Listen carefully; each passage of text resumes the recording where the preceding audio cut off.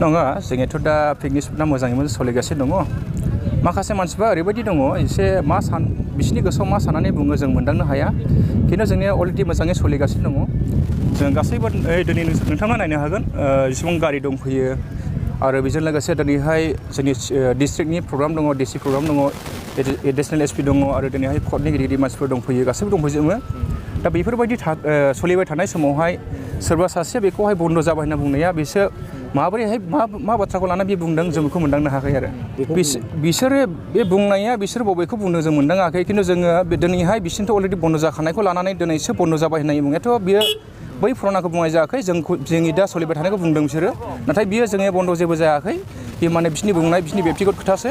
बेखौ लानानै जोंनि रायजोफ्रा बेखौ जेबो कनफिउस जानाङा जोंनि मोजाङै सोलिगासिनो दङ दासिमावहाय दिनैहाय जोङो गेटनावहाय मेन गेटनाव जों खबर मोननाय मथेहाय गोबां सोरबा धुबुरीनिफ्राय फैदों सोरबा गवालपारा गोजान जायगानिफ्राय सफैदों फ्रायानो माने गोजाननि दं बे दिनै फैनायफ्रा फ्रायानो गोजाननिफ्राय दङ दा बेखौ लानानै जों खावलायो बुंनो सानदों आरो साफ्रोमबो जेहाय जायफ्रा जाफैनो गोसो मोजाङैनो जाफैनो हागोन जेबो दावराव दावसिबो गैया आरो दावराव दावसिखौ जेबो सिन्था खालामनो गोनां गैया मानो होनना बुङोब्ला जों बेहाय अलरेडि जोङो 130 जन जोङो मेम्बारफोर दंखायो जों बेखौ जेब्लायबो माने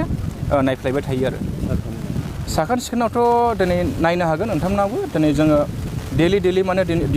दिनै दिन जों फोसाबो अलरेडि साफा खालामो मानसि दं साथाम साब्रैसो दङ बे मोनसेबो मैला नुनाय नङा आरो नोंथांनाव नायनो हागोन जों मोनसे खौरां मोनदों नोंथांमोननि थांलाय फैनायनि लामायाव बिराद हाद्रि गुयो बेफोरबायदिनि खेथ्रआव माबायदि बेबस्था लादों बेनि बेलायावहाय जोङो हाद्रि बेलायाव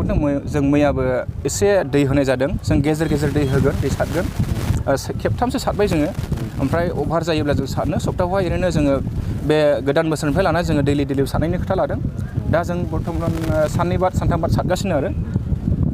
पिकनिक स्पटआ बन्द' जामाराखैमोन ना जायाखै